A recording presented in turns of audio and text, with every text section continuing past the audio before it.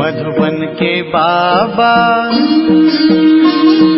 मधुबन के बाबा मुरली वाले, आपका क्या कहना,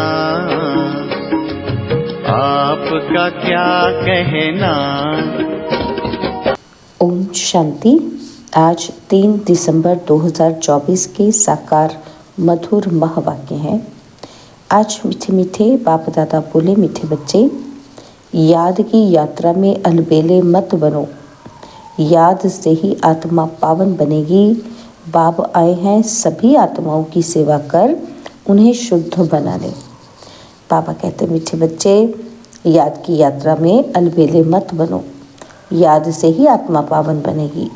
और बाप आए हैं सभी आत्माओं की सेवा कर उन्हें शुद्ध बना ले। बाबा ने आज प्रश्न पूछा कि कौन सी स्मृति बनी रहे तो खान पान शुद्ध हो जाएगा। तो उत्तर में बाबा ने समझाया कि यदि स्मृति रहे कि हम बाबा के पास आए हैं सचखंड में जाने के लिए व मनुष्य से देवता बनने के लिए, तो खान पान शुद्ध हो जाएगा, क्योंकि देवताएं कभी अशुद्ध चीज़ नहीं खाते। जब हम सत्य बाबा के पास आए हैं सचखंड, तो पावन दुनिया का मालिक बनने तो पतित बन ही नहीं सकते। ओम शांति। रूहानी बाप रूहानी बच्चों से पूछते हैं कि बच्चे, तुम जब यहाँ बैठते हो तो किसको याद करते हो? अपने बेहद के बाप को। तो बाबा कहते, वो कहाँ है? उनको पुकारा जाता है ना, पतित पावन। तो आजकल सन्यासी भी कहते रहते हैं पतित पावन सीताराम, अर्थात पतितों को पावन बनाने वाले राम आओ। यह तो बच्चे समझते हैं कि पावन दुनिया सत्य को और पतित दुनिया कलयुग को कहा जाता है। अभी तुम कहाँ बैठे हो?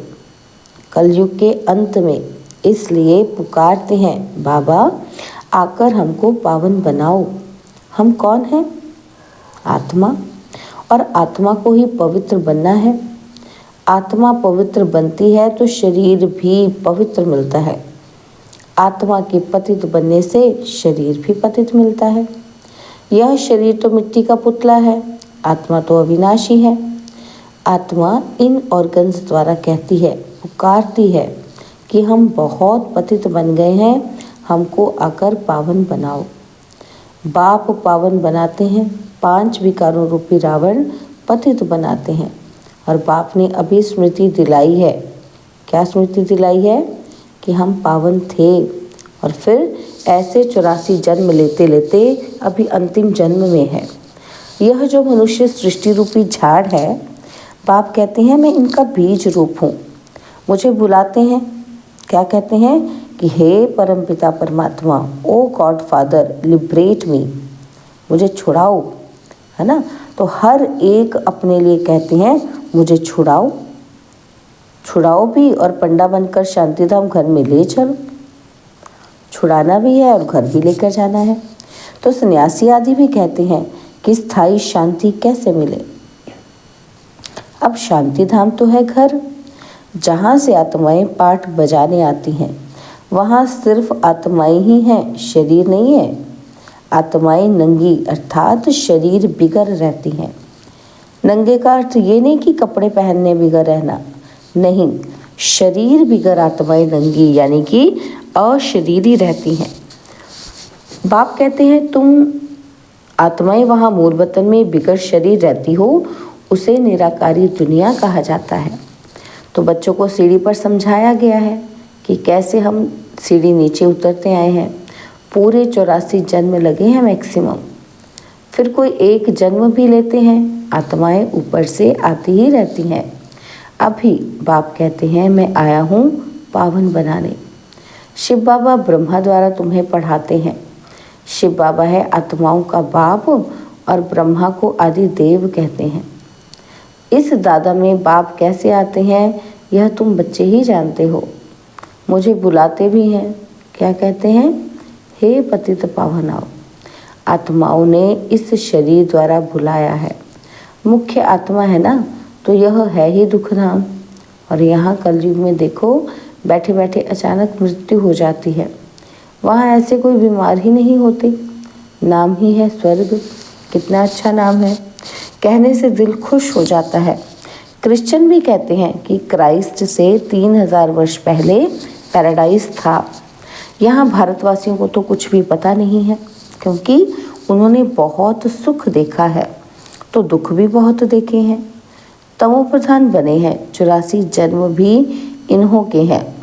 आधा कल्प बाद फिर और धर्म वाले आते हैं, और अभी तुम समझते हो आधा कल्प देवी देवताएं थे तो और कोई धर्म नहीं था। और फिर त्रेता में जब राम हुआ तो भी इस्लामी बौद्ध नहीं थे। मनुष्य पाते बिल्कुल घोर अंधेरे में है। कह देते दुनिया की आयु लाखों वर्ष है, इसलिए मनुष्य मूंझते हैं। क्या मूंझते हैं? कि कलयुग अर्जुन छोटा बच्चा है। तुम अभी समझते हो कि कलयुग पूरा हो, अभी सतयुग आएगा, इसलिए तुम आए हो बाप से स्वर्ग का वर्षा लेने। तुम सब स्वर्गवासी थे, बाप आते ही हैं स्वर्ग स्थापन करने। तुम ही स्वर्ग में आते हो, बाकी सब शांतिधाम घर चले जाते हैं। यह है स्वीट होम। आत्माएं वहाँ निवास करती हैं और फिर यहाँ आकर पाटधारी बनते हैं। शरीर बिगड़ तो आत्मा बोल भी ना सके, और वहाँ शरीर ना होने के कारण आत्माएं शांति में रहती हैं। फिर आधा कल्प है दैवी आत्माएं, सूर्यवंशी, चंद्रवंशी, और फिर द्वापर कलयुग में होते हैं मनुष्य। देवताओं का राज्य था, फिर वो अब कहाँ गए किसी को पता ही नहीं। यह नॉलेज अभी तुमको बाप से मिलती है, और कोई मनुष्य में ये नॉलेज होती ही नहीं। बाप ही आकर मनुष्यों को ये नॉलेज देते हैं, जिससे ही मनुष्य से देवता बनते हैं। तुम यहाँ आए ही हो मनुष्य से देवता बनने के लिए। देवताओं का खान पान अशुद्ध नहीं होता, वे कभी बीड़ी आदि पीते नहीं। यहाँ के पतित मनुष्यों की बात मत पूछो, क्या क्या खाते हैं। अब बाप समझाते हैं, यह भारत पहले सचखंड था, ज़रूर सच्चे बाप ने स्थापन किया होगा। बाप को ही ट्रुथ कहा जाता है। बाप ही कहते हैं, मैं ही इस भारत को सचखंड बनाता हूँ। तुम सच्चे देवताएं कैसे बन सकते हो, वह भी तुमको सिखलाता हूँ। कितने बच्चे यहाँ आते हैं, इसलिए ये मकान आदि बनवाने पड़ते हैं। अंत तक भी बनते रहेंगे, बहुत बनेंगे। मकान खरीद भी सकते हैं, खरीद भी करते हैं, है ना। तो शिव बाबा ब्रह्मा द्वारा कार्य करते हैं। ब्रह्मा हो गया सांवरा, क्योंकि ये बहुत जन्मों के अंत का जन्म है ना। फिर ये गोरा बनेगा। कृष्ण का भी चित्र गोरा और सांवरा है ना। तो म्यूजियम में बड़े बड़े अच्छे चित्र हैं, जिस पर तुम किसी को अच्छी रीति समझा सकते हो। यहाँ बाबा म्यूजियम नहीं बनवाते, इनको कहा जाता है टावर, टावर ऑफ साइलेंस।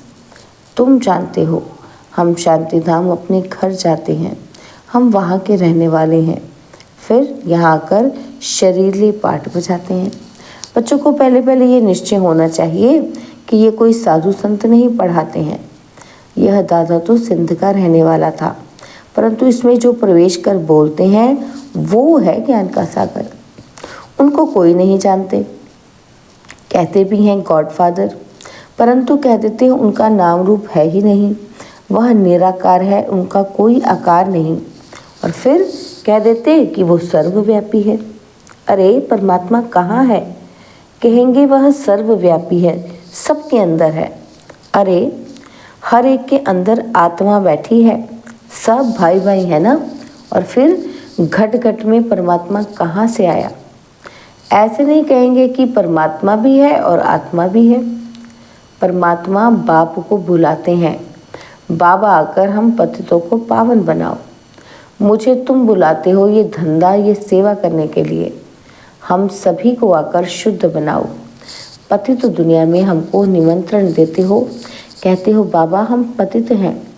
बाप तो पावन दुनिया देखते ही नहीं, पतित दुनिया में ही तुम्हारी सेवा करने के लिए आए हैं। अब ये रावण राज्य विनाश हो जाएगा, बाकी तुम जो राजयोग सीखते हो वह जाकर राजाओं का राजा बनते हो। तुमको अनगिनत बार पढ़ाया है और फिर 5000 वर्ष के बाद तुमको वही पढ़ाएंगे। सत्युग त्रेता की राजधानी अब स्थापन हो रही है। पहले है ब्राह्मण कुल। प्रजापिता ब्रह्मा गाया जाता है ना, जिसको एडम आदि देव कहते हैं। ये कोई को पता नहीं है। बहुत हैं जो यहाँ आकर सुनकर फिर माया के वश हो जाते हैं। पुण्यात्मा बनते बनते पापात्मा बन पड़ते हैं। माया बड़ी जबरदस्त है, सबको पापात्मा बना देती है। यहाँ कोई भी पवित्र आत्मा पुण्य आत्मा है नहीं। पवित्र आत्माएं देवी देवता ही थे। जब सभी पतित बन जाते हैं तब बाप को बुलाते हैं। अभी यह है रावण राज्य, पतित दुनिया। इनको कहा जाता है कांटों का जंगल, और सत्य को कहा जाता है garden of flowers. Mughal garden में कितने फर्स्ट क्लास अच्छे अच्छे फूल होते हैं। अक के भी फूल मिलेंगे, परंतु इसका अर्थ कोई भी समझते नहीं है। शिव के ऊपर अक क्यों चढ़ाते हैं, यह भी बाप बैठ समझाते हैं। मैं जब पढ़ाता हूँ तो उनमें कोई फर्स्ट क्लास मोतिये, कोई रत्न जोत, और फिर कोई अक के भी हैं। नंबरवार तो है ना। तो इसको कहा ही जाता है दुख धाम, मृत्यु लोक। सत्युग है अमर लोक। ये बातें कोई शास्त्रों में नहीं है। शास्त्र तो इस दादा ने पढ़े हैं। बाप तो शास्त्र नहीं पढ़ाएंगे। बाप तो खुद सदगति जाता है करके गीता को रेफर करते हैं। सर्वशास्त्रमयी शिरोमणि गीता भगवान ने गाई है, परंतु भगवान किसको कहा जाता है ये भारतवासियों को पता नहीं। बाप कहते हैं मैं निष्काम सेवा करता हूँ, तुमको विश्व का मालिक बनाता हूँ, मैं नहीं बनता हूँ। स्वर्ग में तुम मुझे याद ही नहीं करते हो। दुख में सिमरन सब करे, सुख में करे ना कोई। इनको दुख और सुख का खेल कहा जाता है। स्वर्ग में और कोई दूसरा धर्म होता ही नहीं, वह सभी आते ही हैं बाद में। तुम जानते हो अभी इस पुरानी दुनिया का विनाश हो जाएगा। नेचुरल कैलेमिटीज, तूफान आएंगे जोर से, सब खत्म हो जाएंगे। तो बाप अभी आकर बेसमझ से समझदार बनाते हैं। बाप ने कितना धन माल दिया था, सब कहाँ गया? अभी कितने इंसॉल्वेंट बन गए हो। भारत जो सोने की चिड़िया था वह अब क्या बन पड़ा है। अब फिर पतित पावन बाप आए हुए हैं, राजयोग सिखला रहे हैं। वह है हठ योग और यह है राजयोग। ये राजयोग दोनों के लिए है और वह हठ योग सिर्फ पुरुष ही सीखते हैं। अब बाप कहते हैं पुरुषार्थ करो, विश्व का मालिक बनकर दिखाओ। अब इस पुरानी दुनिया का विनाश तो होना ही है, बाकी थोड़ा समय है। ये लड़ाई अंतिम लड़ाई है। यह लड़ाई शुरू होगी तो फिर रुक नहीं सकती। यह लड़ाई शुरू ही तब होगी जब तुम कर्मातीत अवस्था को पाएंगे और स्वर्ग में जाने के लायक बन जाएंगे। बाप फिर भी कहते हैं कि याद की यात्रा में अलबेले नहीं बनो, इसमें ही माया विघ्न डालती है। अच्छा, मीठे मीठे सिकिलदे बच्चों प्रति माता पिता बाप दादा का याद प्यार और गुड मॉर्निंग। रूहानी बाप की रूहानी बच्चों को नमस्ते। हम रूहानी बच्चों की रूहानी बाप दादाजी को दिलवा जान सिकवा प्रेम से नमस्ते।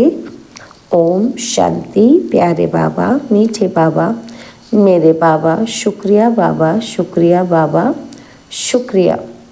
धारणा के लिए मुख्य सार है। पहला पॉइंट है बाप द्वारा अच्छी रीति पढ़कर फर्स्ट क्लास फूल बनना है। कांटों के इस जंगल को फूलों का बगीचा बनाने में बाप को पूरी मदद करनी है। और सेकंड पॉइंट है कर्मातीत अवस्था को प्राप्त करने व स्वर्ग में ऊंच पद का अधिकार प्राप्त करने के लिए याद की यात्रा में तत्पर रहना है, अलबेला नहीं बनना है। बाबा ने आज हमें वरदान दिया, अपने मस्तक पर सदा बाप की दुआओं का हाथ अनुभव करने वाले मास्टर विघ्न विनाशक भव। अपने मस्तक पर सदा बाप की दुआओं का हाथ अनुभव करने वाले मास्टर विघ्न विनाशक भव। गणेश को विघ्न विनाशक कहते हैं। विघ्न विनाशक वही बनते जिनमें सर्व शक्तियाँ हैं।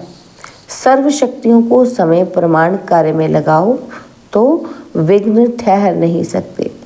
कितने भी रूप से माया आए, लेकिन आप नॉलेजफुल बनो। नॉलेजफुल आत्मा कभी माया से हार खा नहीं सकती। जब मस्तक पर बाप दादा की दुआओं का हाथ है तो विजय का तिलक लगा हुआ है। परमात्मा हाथ और साथ विघ्न विनाशक बना देता है। स्लोगन है, स्वयं में गुणों को धारण कर दूसरों को गुण दान करने वाले ही गुणमूर्त हैं। स्वयं में गुणों को धारण कर दूसरों को गुण दान करने वाले ही गुणमूर्त हैं। ओम शांति।